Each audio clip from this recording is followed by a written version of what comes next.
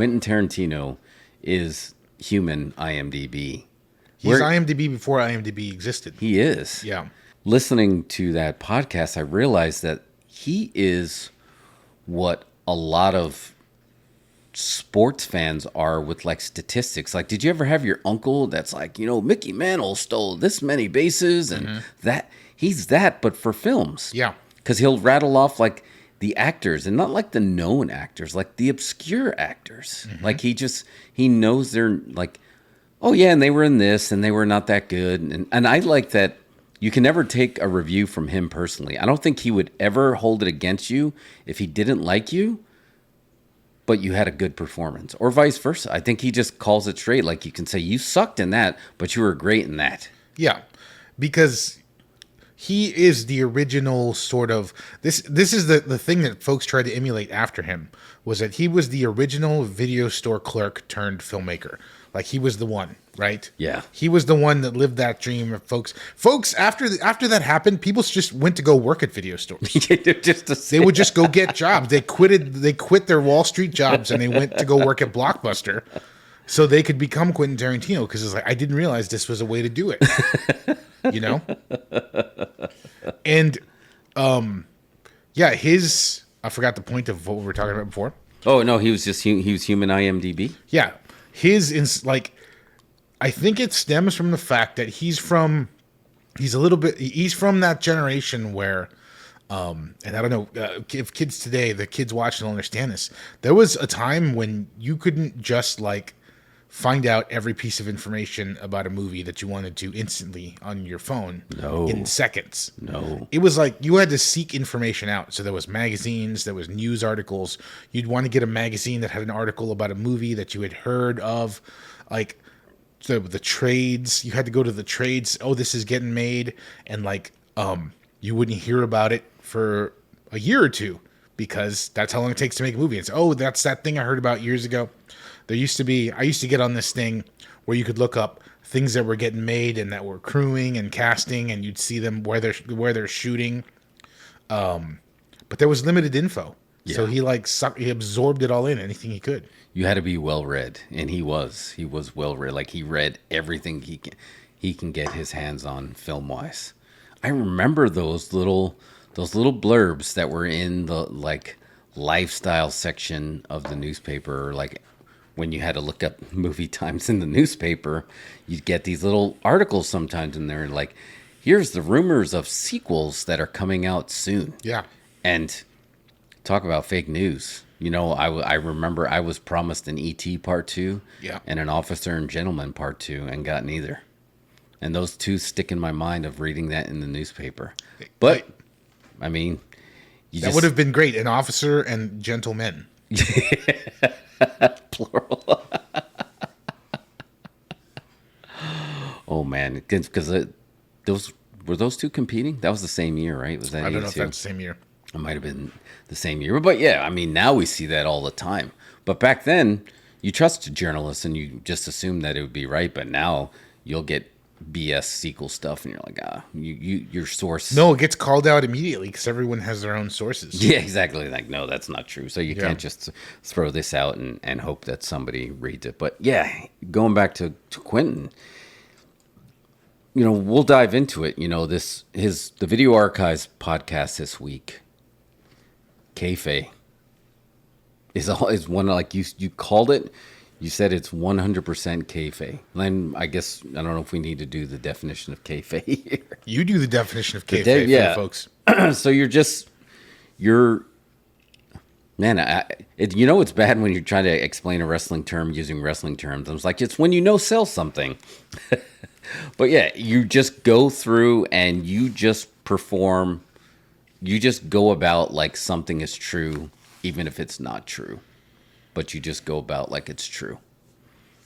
And when they were going through, when you first texted me, Rick Dalton died, I was just like, I was thinking about it, and I was just like, well, I know Rick Dalton from the movie, but I was just like, and then I was like, is there a Rick Dalton, like somebody else that I don't know about? And then the snowball started building, and I started seeing the tweets, and I was like, oh no, it is Rick Dalton, because I said he survived by his wife Francesca, who they managed to stay together, and they were living in Hawaii. Yeah. So this whole podcast are just They stayed together. Cliff gave him 6 months. Yeah, that's right. And they did it, and he died, and he was in his 90s. But like, before we start going into the kayfabe of it, like, what do you think Quentin Tarantino's up to with this? I think I know exactly what it is, honestly. Because as soon as it started happening, I started Googling and researching are now the same thing. I started looking up as much as I could about it. No, he wrote actually an entire Rick Dalton book. He has an entire Rick Dalton book that he has written, which is like a kayfabe book going through the history of his career, everything he was ever in.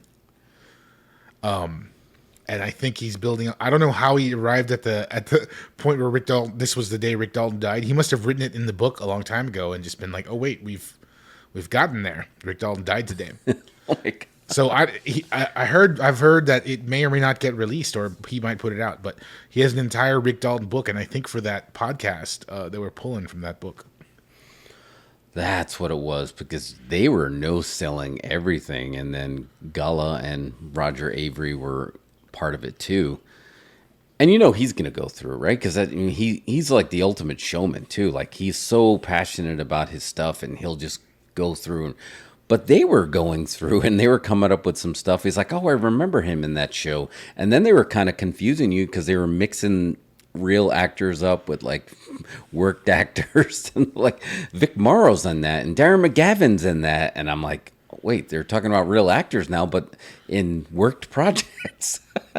And no selling it at all. Like, he's created this whole alternate universe. He's got his own MCU, the Tarantino MCU, where he's spun off of Once Upon a Time in Hollywood. Has this alternate Hollywood history with Rick Dalton in it. It's fantastic, and like you said, you can't stop listening to it. But it is cool, and you're the one that told me about, or he told a story, and then you relayed the story to me, that there's two universes, and there's a Tarantino in real life universe, and then those in real life characters watch the Tarantino film universe that are in there. Exactly. That's so complex. So Kill Bill is in the Tarantino movie universe. So all the characters in the Tarantino movies watch Kill Bill. They watch Death Proof. The guys in Reservoir Dogs watch Kill Bill. If that makes the guys in Pulp Fiction watch Death Proof, and they probably watch. I feel like they watched Django, but Hateful Eight is real. so that actually happened. Django is a Tarantino verse movie where Hateful Eight is real.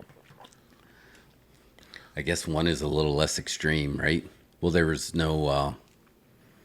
They didn't play with history, like real history. Is that because there was two movies that he played with real history? But did he play with real history too, a little bit? Well, I mean, I don't know. I only say this because I think that Django is more of an action revenge story, whereas Hateful Eight is a bunch of people just sitting in a house. That just seems more realistic. Yeah, you might be right. That's a really good way to put it. But so you started doing a little bit of research. You didn't check out any of the other real stuff that he talked about. Did they drop any real projects in there? I know they dropped in real actors, but were there real films? Like, he was talking about Steve McQueen, and he was talking about Burt Reynolds. I don't know how much of it is real. I feel like they're just spinning Rick Dalton into real projects, though. You need to listen to this, because it is an incredible piece of entertainment, because you never during this whole show, do you ever see the seams? I don't see the seams yet, and I was looking for the seams because you told me it's kayfabe. So as soon as you said okay, it's kayfabe, you got to try to find the seams. I can't find the seams. No, it's pretty good. It's pretty solid.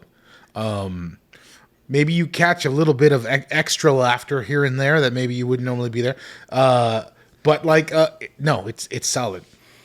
And what about the interview that interview that Quentin Tarantino conducted with Rick Dalton back in 1991? But then he did it, and I was like, okay, so how far are they going to go with it? Are they going to get an actor's voice, but it just had Quentin reenacting the interview. Right. So that would have been probably the only thing that kind of threw me a little bit.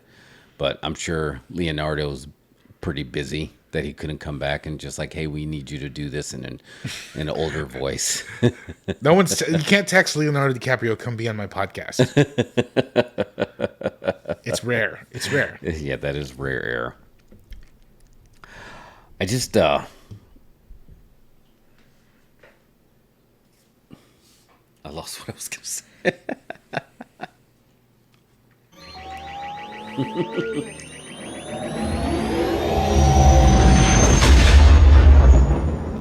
That's better. But no, I was going to just say that it was just when you're writing, and you've written scripts and we've written scripts together and apart. He just goes so far with his writing. Like it almost is like it really is coming from another universe. I mean, like in the details of the characters? Yeah, because he's not even, it sounds like he writes complete backstories and side stories and side universe stories for the characters before he even gets to the script. Yeah. With all the scripts that you've ever written, have you done that? Like, have you written? I don't have I don't want to say the patience, but I just don't have the follow through to do that. I can see how that's so great. But like I think Quentin though, he's a writer, right? He's a writer who directs. Yeah. After he's done directing, he's still going to write. So it's like he's never been the director for hire. No, no way. So I think that because he's a writer, he just goes off on tangents and it's like builds this and builds that. I see a lot of potential in that though, and I don't know if he's planning this. And if he's not, you should tag him in this, tag Video Archives. I feel like he's building out his own Tarantino verse now. For the future, because going into the podcast, whatever, we'll jump around back and forth. There's lots of parts of it that I like. I love when they're talking about the firemen because I really want to see the firemen. Yes, exactly. That was another one. You're like, so good. I want to see the firemen, and like it's so dope that like Cliff ended up directing Fireman 2 and 3. He became a director because I just listened to the book again. I re-listened to it again. Oh, the Once Upon a Time in Hollywood. The Once Upon a Time in Hollywood book. And between this and the book, it's funny how much they downplay the entire ending of Once Upon a Time in Hollywood. It's always a throwaway line. It's just like, oh, some hippies broke into their house and they had to kill him and just blow past it. And that was it. Yeah. Whereas like in Once Upon a Time in Hollywood, it's just, the huge finish of the movie. It's the main event. Yeah. It is 100% the main event. But it's just so imagine a universe where maybe Quentin writes the fireman scripts and books somebody to direct those scripts, not him, but he books his Cliff Booth to go ahead and direct them. Can you imagine that? That would be like, I think that he understands things so well. That's why his career has gone so great. He's never fallen into the Hollywood traps. No. The worst he ever did was Death Proof, which was just a commercial failure. He had one commercial failure, He had one thing go sour. And it wasn't even a bad movie. It was just bad marketing. That was way bad marketing. It had nothing to do with the film at all. He should die on that hill. He understands things so well about how Hollywood works. He was such a fan that he's just never, misstepped. I was listening to another YouTube short talking about George Lucas, and people forget how much of a maverick he really was, right? Because everyone just thinks the whole Star Wars merchandising, but the whole reason he was basically explaining why every other space knockoff and even the Disney Star Wars movies failed beyond him, because he's like, you don't understand. I had a story I wanted to tell. I wanted to create a new real life mythology. So I studied mythology. He studied, all the hero's journey, and he did all this. And he's like, and the last thing I wanted to do was have some studio come in and screw it up. So that's why I ended up just creating my own company, because he was a maverick. He's like, no, this is the story I had. And there's not that many directors in Hollywood history that are like that. But Quentin Tarantino, with a bullet, he shot to the top of that list. Like we talked about this many times, he gets a pass no matter what. Doesn't matter if it's the revisionist history or the language that he uses or anything. He gets a pass because it's Quentin Tarantino, and people are looking at it as art and not bullshit or commerce. Well, he gets a lot of heat too, to be fair. He does. He gets plenty of heat, but he also knows how to circumvent the heat. He navigates the heat, yeah. And like he takes these questions on directly, and he's not afraid. And it's just like, you get the sense that if for some reason his Hollywood career tanked, he would go back to running a video store. Yeah. Why not? Yeah, he totally would. It's just, and they would be fine, and he'd go back and talk to people about movies. But because he just was such a fan of Hollywood in general, he just never made the wrong choice, and he's making the right choice by retiring. It's true. All the great directors, maybe except for Scorsese, have fallen off and they end up becoming directors for hire. Their films just don't get any attention. They go to video. You know what I mean? Yeah. And he's just going to go ahead and call it on his own career and go off and just write the stories about the movie, write stories that he would like to see made, and other folks can make them for a while. And he can sort of even drive that. Again, like I think, can you imagine? I'm super into The Fireman. I want to see what The Fireman is. I want to watch all 3 Firemen and just like write those scripts, produce them yourself, have someone else direct them, and it's just like you're building off of your own IP. It's great. Did the new video archives? Oh yeah, the newsletter came. It is in there. So I was going to see if they actually talked about the Firemen in there. That's in our Dose Incredibles email.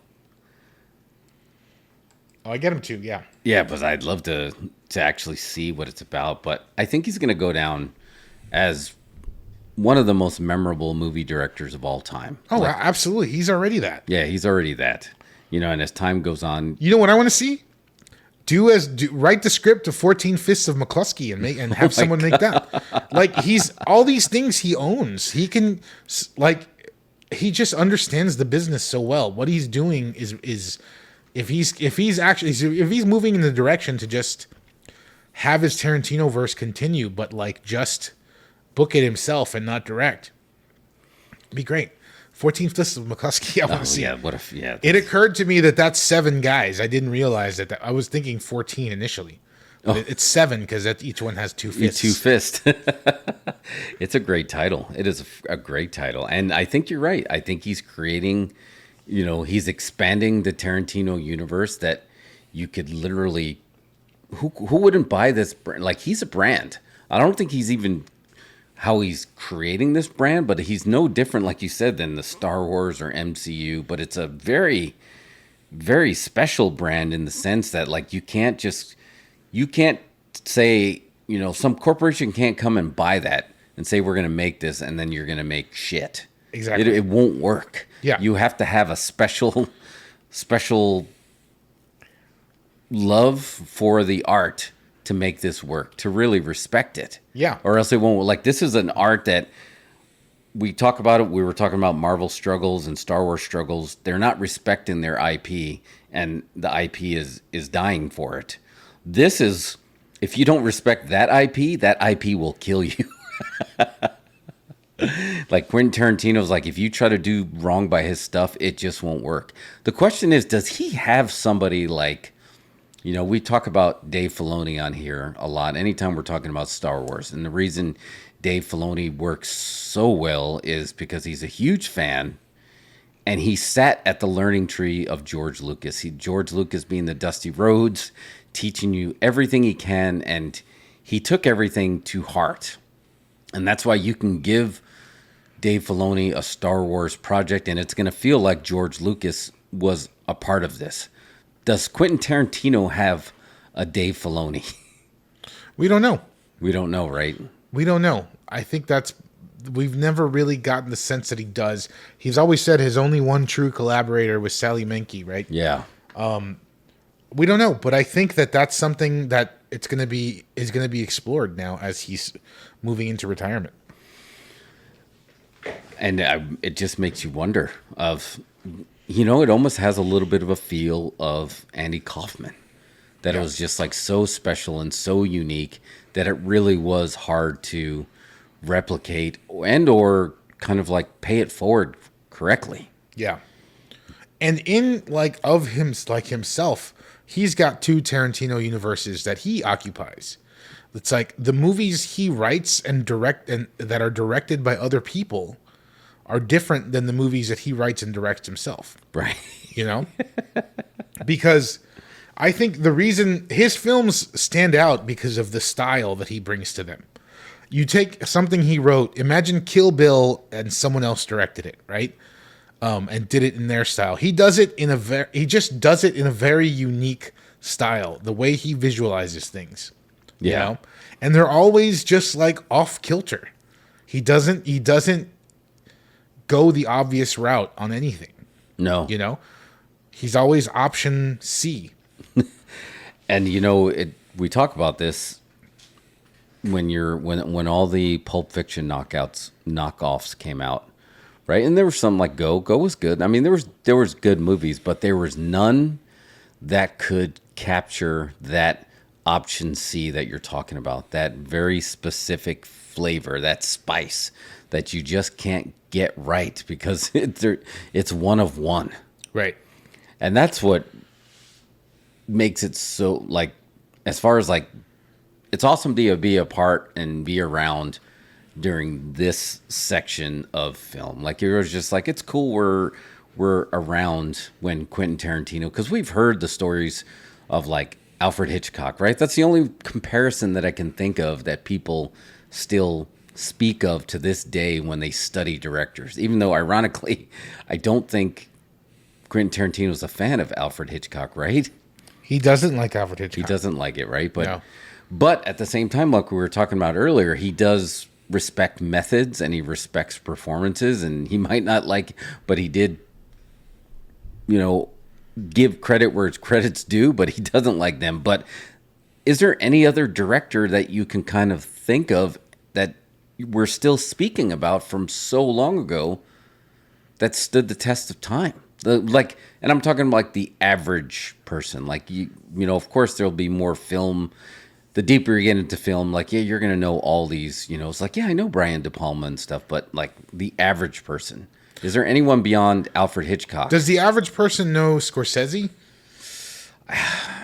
As time is going on, no. I don't think so. Like, I feel like for a while, yes. And I would even argue the same thing with the closest you can get to like Scorsese is Spielberg. Like, I feel like he's the closest you get where people knew who he was. Yeah, but I don't think people go to Spielberg movies and be like, not like they do anymore. No. Yeah. Like Scorsese, you're right. Like, you can put the name above the title and it's working. But Spielberg, he became more of a producer, is why I think people knew his name. But Hitchcock, you went to a Hitchcock movie. But yeah, well, he would do those trailers where he'd come out and like be himself, and introduce the film, right? Yeah, and be like, "This film is so scary. It's if you die, it's not my fault. Sign this contract when you walk in. We're gonna offer contracts to folks who walk in. If you die when you watch the movie, we're not liable. So just so you know, how many tickets did that sell? Oh yeah, that sold a lot of tickets. I guess you have to have a little bit of that showmanship. And Tarantino has that, and I do, and I don't want to call it showmanship in a way that sounds like it's disparaging, like he's working a gimmick.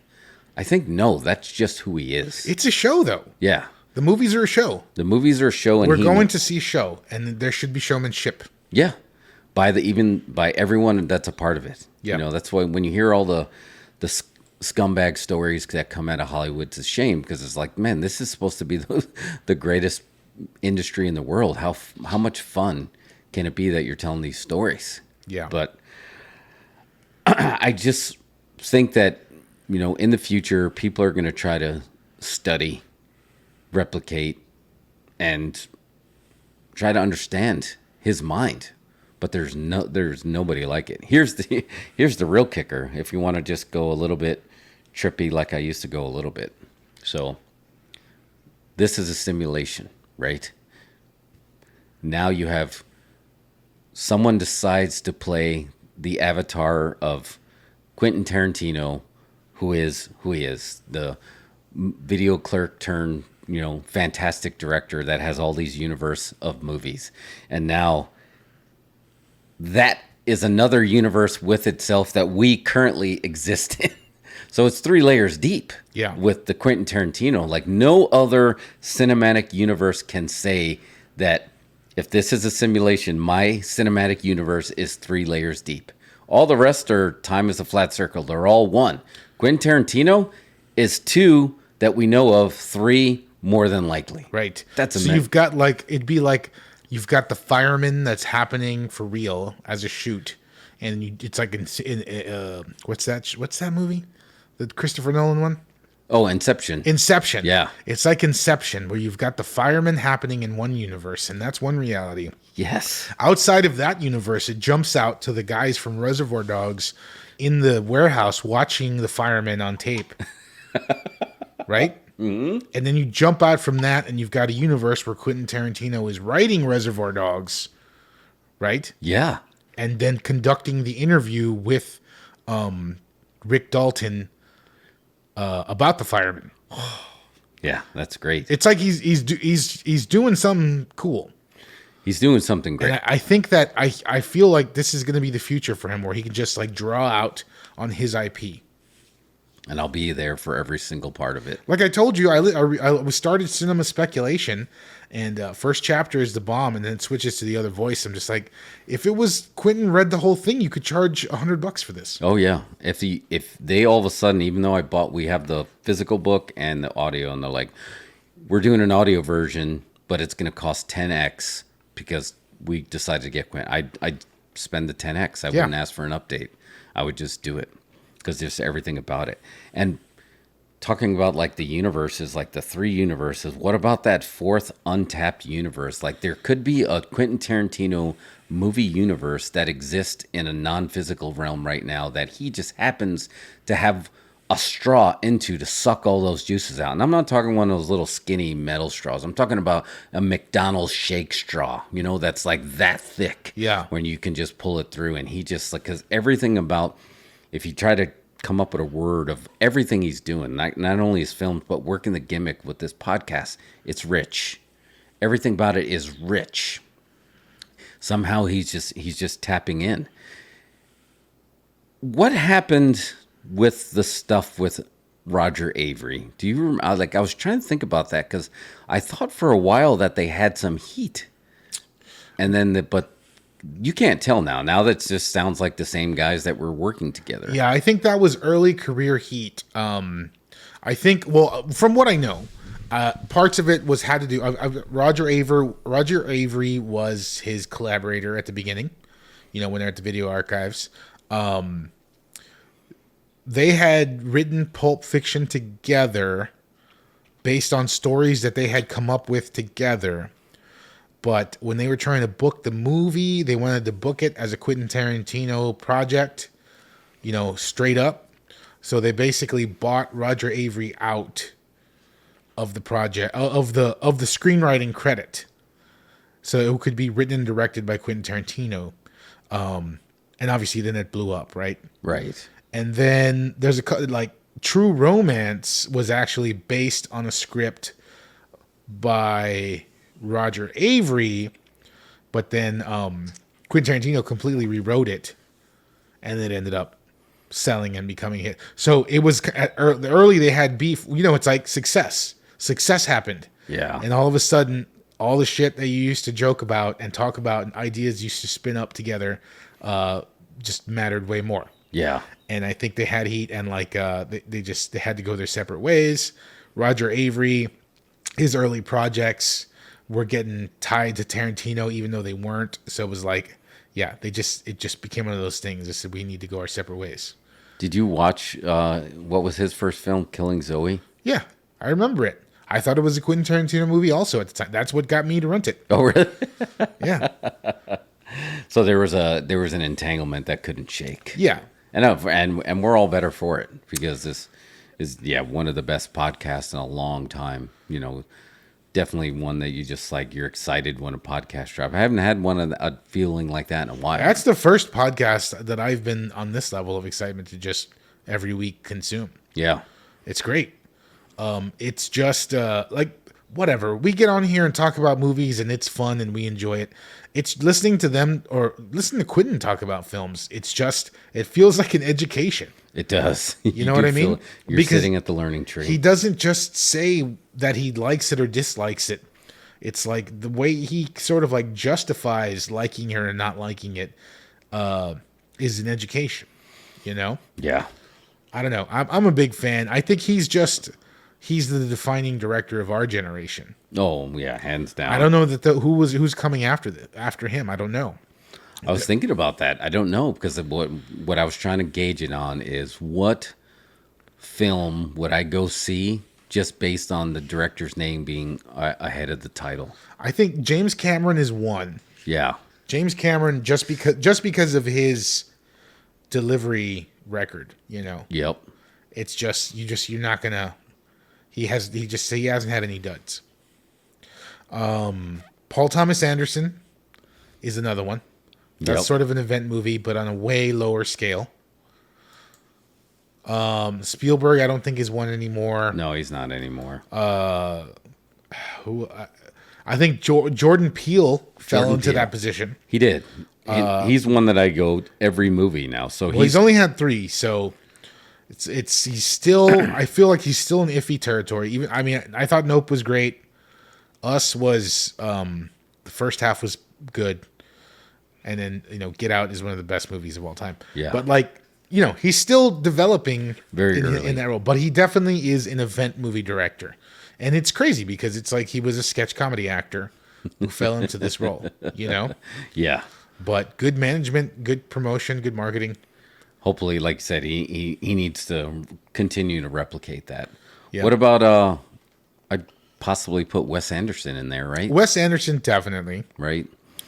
I just got the Wes Anderson tickets for the Asteroid City. Oh, you did get yours? Yeah, I had to get them, even though I've got the Alamo membership. I had to go ahead and book some tickets because I wanted the lunchbox. They got the Asteroid City lunchboxes. Wait, so when you buy the tickets, like you buy the ticket to get the swag? Is that how it works? Yeah, you got to buy the ticket to get the swag, and you can't use the membership until a week before your showing. Right. Okay. So. Yeah, I just Alamo's doing swag again. And I'm just like I'm gonna go broke now because I got Indiana Jones tickets and it's because they had glasses. I got the Indy glasses, and Asteroid City had lunch boxes. I was like, Lucha Lottie, do you want this Asteroid City lunchbox? And she says yes, of course. Yeah, that sounds what a perfect lunchbox. Yeah, for Asteroid City. Yeah, I'm excited to see that movie for sure. I'm looking forward to that. What about Christopher Nolan? I guess you can safely put him in there now. It used to not be the case, but I think it is now. I think to a certain group, yes. To me, I've never been super over on Nolan. Dark Knight I thought was his pinnacle, if I'm honest. Everything since, to me, after Dark Knight has been mid from him. Even though, so you put Inception in there. I would have put Inception as his pinnacle. I don't. Inception is fine. I don't really. It's nothing I've ever felt the need to revisit. Oh, really? Yeah. I do. That's one I do enjoy revisiting. Like it comes on TNT with the ads, I'll leave it on. But like, I don't. I don't know. I'm not the hugest fan of his big budget stuff he did after Batman. Well, I feel like now all he does is IMAX. Like he doesn't do. Like I'd have to struggle to remember when he makes movies like Memento. His movies are great. Like from a technical standpoint, I got no heat with them at all, and I got no heat with them in general. It's just not my favorite. I would put him almost in the same bucket when a James Cameron film now, like you were talking about. Right, you're going there, but those guys are swinging for they're swinging for the stratosphere. Right. They're not all of a sudden just going to make a little art house piece just Yeah. to say they could. They're like Master Kim, the Miami Connection guy. Yeah, exactly. They had big aspirations with their film. Yeah, so everything, because I noticed when I was sitting in the trailer that we watched that's coming up for his new Oppenheimer. Yeah. Do you realize that the biggest font when they're showing like the actor, the title, the biggest font in there is like shot on IMAX cameras was the biggest font. Bigger than his name, bigger than the title, bigger than the actors. Yeah. It was front and center, and it's just like, dude, is this guy, he's got to work for IMAX, right? I mean, he's definitely getting the IMAX staff discount. Yeah. But he's got to be like, they got to be throwing him some cash or something. No right? doubt it adds it. I mean, they should. It gives them great publicity, and it adds a whole bunch to the budget. But it does look good. I think Nope looks really good in IMAX. It does add a lot. You get It does. It changes the scope. But yeah, I imagine IMAX is kicking him some percentages. They have to, because him and James Cameron are definitely supporting But that. James Cameron is just like, I shoot this on my own camera. Yeah. I invented the camera. It's a ball pit. I shot this movie on a ball pit that everybody jumps into, and that's how I film it. He would do the thing, the story of when you talked about aliens and he put the S and then he put the line Dollar for signs. money. Yeah, the dollar sign. He would write IMAX and then he would just put a J in front of it. Jim Max, it's mine. But, we're talking about all these directors, and I still think they all pale in comparison to what Quentin Tarantino accomplishes. Because in the end, he's not interested in anything except connecting you with a story, connecting you with characters through story. He doesn't care, like he preferable, right? He'll shoot it on film. He won't shoot it on. He's not interested in any kind of gimmicks. His gimmick is great stories and memorable characters. And I never bought into the whole thing of just like he lifts from other films. It's like, whatever. It's films that I never saw and I may never see. And now that he did it, I might go back and see it, and I never would have seen it before. So those homages that he does, I've never had any kind of heat, even if it's like a straight lift. I think that's great. Well, I mean, he doesn't deny it. He admits, it's like, I lift from every movie I've ever seen. Yeah. I use it. That's what you do. That's what you do. You replicate the stuff you like. That's what you're doing when you're making your short film. Yeah. You're replicating something you saw in the past or something that connected with you, and you're trying to recapture that moment by making it yourself. And making it your own. Yeah. And he does. Like, I don't know if there's been some like straight up lifts. Like I've never seen like shot by. I've seen some of the videos that are like shot for shot that look like they're like straight up lifts. Well, he lifts like little bits of style, little Yeah. bits of wardrobe and shots. You know what I mean? There's a lot of them in Kill Bill. That's probably the one that has the most. Yeah. But again, it's not. It's just he's not trying to plagiarize it. He's just doing it like a rap sample. You know what I mean? That's a good way to put it. Yeah. He's just doing the exact thing that he liked from a movie, but because of who he is or the way he directs, it always comes through different. It does. You know? It has a different lens on it. Yeah. And it really works so well. So how far do you think he's going to take this, going back to R.I.P. Rick Dalton? I think we're gonna get the part 2 of the podcast. That's gonna be great. Hopefully, we'll see the Rick Dalton book. Do you think a book is coming? Yeah, I think. I mean, if it's a thing, why not?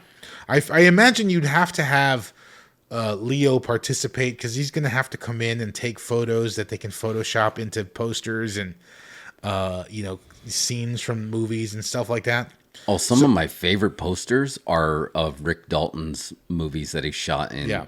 Those spaghetti westerns that he shot in Italy. Yeah. I would want those front and center. Yeah. I wish I had gotten that original Once Upon a Time in Hollywood disc set when it came out, and then it had the all the Italian movie posters. Oh, I didn't even know they had that. I would have totally got that. I ended up with this steel book that I bought recently just because it said it had 20 extra minutes of footage, but it was a work. Yeah. It was like a bunch of nonsense.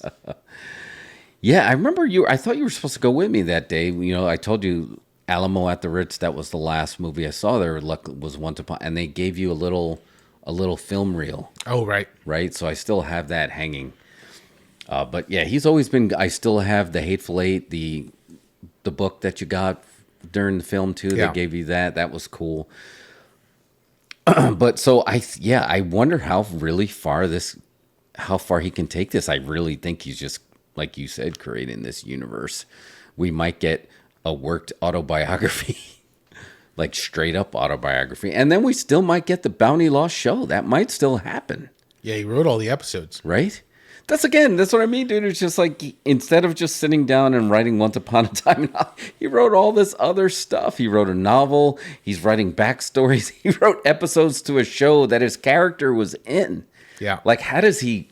It's a thick straw, brother. It's a thick straw, and he's writing, and he's got it right in the muse. Yeah. He's got it right in her ass, and he's just sucking. But I just don't ever feel like he just sits there and struggles to write. Again, I could be wrong, and he could say, no, I do. I have these moments, and maybe it takes a long time, but it just feels like he can just, like, on the spot, tell you a movie that, and I'm like, that sounds like a good movie. Where can I get that? He's like, oh no, I just made that up. I feel like he can do that. Yeah. Did you ever go back and watch George Lucas's pre-documentary footage of preparing to make the prequel trilogy, The Phantom Menace and stuff, and how he would just kind of lumber up the stairs, and he would kind of like, he didn't feel like he was going to be all that into it. Where I feel like Tarantino would be like sprinting like a beautiful mind across a yard to just like to start writing, and it'll just come up with 50 pages. And we know it's not easy to come up, like they say, try to write 3 pages. And, and you would think that's an easy feat, but it's no easy feat. You really got to be in the zone. Yeah. So I feel like he's just, I guess my long-winded point is he's always in that zone. When is he not in that zone? It's his job, man. Yeah. So, yeah, part 2. So we recommend highly go and listen to The Day of the Dalton, part 1. And it's got The Marshal of Madrid and Manhunter are the movies that he was talking about in there. But on May 19th, 2023, actor Rick Dalton passed away peacefully in his home in Honolulu, Hawaii. He is survived by his wife, Francesca. Dalton was beloved by fans of Bounty Law, where he played bounty hunter Jake Cahill for 5 seasons, and also for his iconic role as a flamethrower-wielding vigilante in the Fireman series. I love how, because of the whole flamethrower incident at the end of Once Upon a Time in Hollywood, if you go off in the alternate history, that's what ended up revitalizing his career. He went on Johnny Carson to talk about it. He started booking gigs. And, of course, they did The Fireman. This is the base, obvious. Yeah. And it was for Canon Films. Was it for Canon? It was for Canon Films, yeah. Oh, my gosh. I didn't know it was for Canon, too. But his career spanned over 20 years. And on the podcast, I invite you to remember Rick Dalton. In this part 1, they discuss his most famous role, including standout TV performances in Cades County and Manhunter, and they hear experts of a Q&A conducted by Quentin in 1999 between him and Rick. That's the trip. That's the only time that, like, kayfabe was never shaky for me in that, until, like, it was Tarantino just reading that part of the interview. But I get why he did it. You know, and again, like with him talking, you can literally just listen all day. Yeah. But I kind of wished that they would have got just like, Leo, we'll throw you, like, what do you want? Like, we'll throw you a favor. Just come back and conduct this interview. Which I'm surprised he didn't do it like on set as an acting exercise. Why? Because they love making movies. It's a podcast in this. But yeah, I see what you. Leo's busy, dude. He's the biggest actor in the world. He's got time to do podcasts. And we're talking about that. He has a movie that's dropping, right? That is a Scorsese movie, right? Right. The what is it called? The Flower Killers of the Flower Moon. Killers of the Flower Moon. That's it. I didn't really even know anything about it. The thing that's cool about Leo is I kind of put, and it's ironic that I think Brad Pitt got put in there too. I would say Brad Pitt maybe by a hair, but those two guys, to their credit, they very rarely pick bad scripts. Maybe Leo could have had some more questionable ones, but are there scripts that you can think of that those guys are in that you didn't like, at least enjoy yourself a little bit?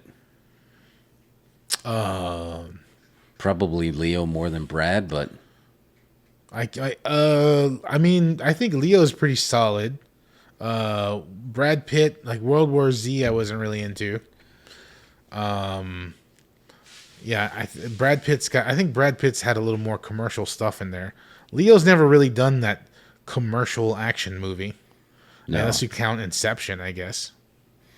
yeah, and I don't think he would.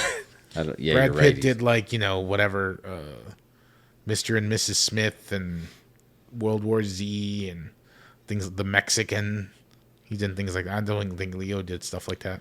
Well, didn't Leo isn't that the advice that he gives young actors? Stay off drugs, watch your money, and don't do superhero films. Is the three things that he always tells Is that young a thing? actors. Yeah, that's Yeah. that's a shoot. That's what he tells the young actors. Those three things. Wow. And I mean, he's standing the test of time, man. He's still going, right? When you talk about are there really movie stars that are left, and that's a big thing for Quentin Tarantino. I think that's why he gravitates to him, because don't you feel like Leo still is like that movie star? Brad Pitt still is that movie star. They're not really interchangeable. You can never really see them in a Marvel film because they're stars. Yeah, you know, no. the characters are not stars. They're the stars. Right, exactly. So, You can't put them in a costume. yeah. So, but now we exist in a universe where we get Leonardo DiCaprio and Rick Dalton in the same universe. Never thought that would happen. Yeah. But here we are. I wonder if they've ever met. That would have been the interview to conduct. We need to get it. Surely he's going to write that into his universe. Did you ever see the actor studio excerpt where it was like Bradley Cooper was the young unknown actor in the audience Yeah. talking to like De Niro? How awesome would that be if you had young Leonardo DiCaprio in that, replicate that scene?